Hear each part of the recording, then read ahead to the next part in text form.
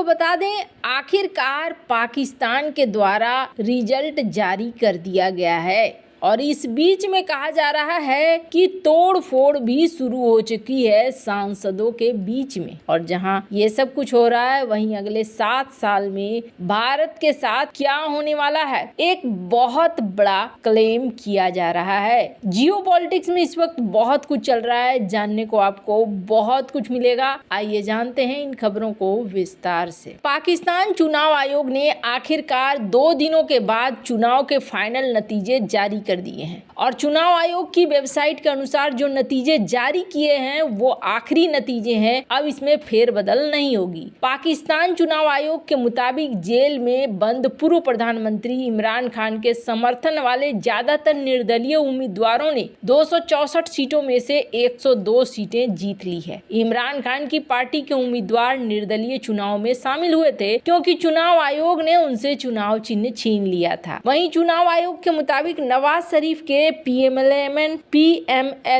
ने 73 सीटें जीती है और वो देश की संसद में सबसे बड़ी पार्टी बन गई है। इमरान खान के सांसद चूंकि निर्दलीय खड़े हुए थे, इसलिए उनकी पार्टी को सबसे बड़ी पार्टी नहीं कहा जा सकता है। वहीं बिलावल भुट्टो की पाकिस्तान पीपुल्स पार्टी ने भी कुल 54 सीटें जीती है। देश की 3 प्रमुख पार्टियों में से कोई भी संसद में बहुमत के लिए 133 सीटें नहीं जीत पाया है, इसलिए अपने दम पर सरकार बनाने में कोई भी पार्टी समर्थ नहीं है, जिससे यह स्पष्ट हो पा रहा है कि देश के अगले प्रधानमंत्री के रूप में किसे चुना जाए। गुरुवार के अत्यधिक विवादास्पद चुनाव में मतदान खत्म होने के 3 दिन से ज्यादा समय के बाद परिणाम घोषित किए गए, जो हिंसा से ग्रस्त था। चुनाव में धांधली के आरोप लगे। इमरान खान की पार्टी ने आज देशव्यापी प्रदर्शन का आह्वान किया और पार्टी का दावा है कि उसे 175 सीटों पर जीत मिली है, लेकिन उसके दर्जनों उम्मीदवारों को हरा दिया गया है। विरोध प्रदर्शन को देखते हुए राजधानी इस्लामाबाद में धारा 144 लागू कर दी गई, जिससे पुलिस को किसी भी अवैध सभा और गतिविधियों के खिलाफ कानूनी कार्रवाई की अनुमति मिल गई। पाकिस्तान में पिछले गुरुवार को संसदीय चुनाव हुआ, जिसमें 44 पार्टियां नेशनल असेंबली या संसद के निचले सदन में 266 सीटों की हिस्सेदारी के लिए लड़ रही थी। खैर, अब यहाँ पर कहा जा रहा है कि जोड़ तोड़ शुरू हो चुका है। पाकिस्तान चुनाव में भारी धांधली के आरोपों के बीच अब इमरान खान के निर्दलीय जीते सांसदों में तोड़फोड़ शुरू हो गई है और जियो रिपोर्ट के मुताबिक नेशनल असेंबली सीटें जीतने वाले कम से कम 18 से 20 उम्मीदवार नवाज शरीफ की पार्टी में शामिल हो सकते हैं। जियो न्यूज के मुताबिक कम से कम 18 से 20 सांसदों ने गठबंधन सरकार बनाने में पाकिस्तान पीपुल्स पार्टी और पाकिस्तान मुस्लिम लीग नवाज को समर्थन देने की इच्छा जताई है। पाकिस्तानी एक्सपर्ट के मुताबिक कई सांसदों के पास धमकी भरे फोन जा रहे हैं। उन पर गठबंधन सरकार को समर्थन देने के लिए प्रेशर बनाया जा रहा है। कहा जा रहा है कि दक्षिण पंजाब, बलूचिस्तान, रावलपिंडी से चुने गए नए निर्वाचित सांसदों के पीएमएलएन पीपीपी गठबंधन सरकार में शामिल होने की उम्मीद है। पीपीपी और पीएमएलएन ने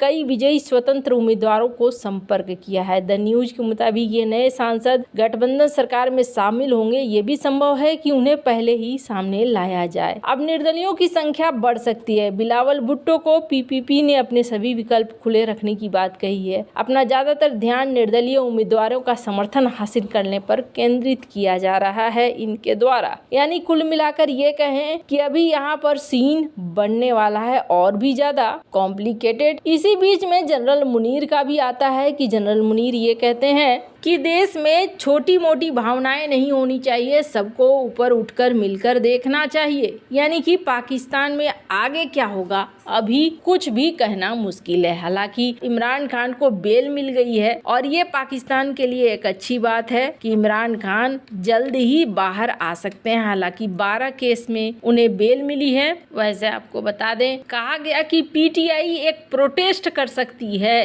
पर इस प्रोटेस्ट को लेकर बाद में ये कहा गया कि ये प्रोटेस्ट अब नहीं होगा और नवाज शरीफ और बिलावल भुट्टो यहाँ पर अब अभी आगे की तरफ बढ़ते हुए दिख रहे हैं। हैं। खैर ये तो होना ही था। पाकिस्तान में सिर्फ और सिर्फ एक ही का चलता है हमेशा से, और वो है पाकिस्तानी सेना का। अब आने वाले समय में पता चलेगा यहाँ पर आगे क्या होता है। जहाँ एक तरफ ये सब कुछ हो रहा है, वहीं दूसरी तरफ एक और बड़ा दावा किया जा रहा है। और आपको बता दें, इस बड़े दावे में कहा जा रहा है कि अगले 7 साल भारत को बहुत बड़ी जरूरत पड़ने वाली है। और ये जरूरत किस चीज की पड़ेगी, तो कहा जा रहा है ये जो जरूरत है, ये जरूरत पड़ेगी भारत को ईंधन की, तेल की। भारत के हालात कुछ वैसे ही पहुंच गए हैं जैसे एक समय चाइना का हालात हुआ करता था। चाइना को भी एक समय बहुत ज्यादा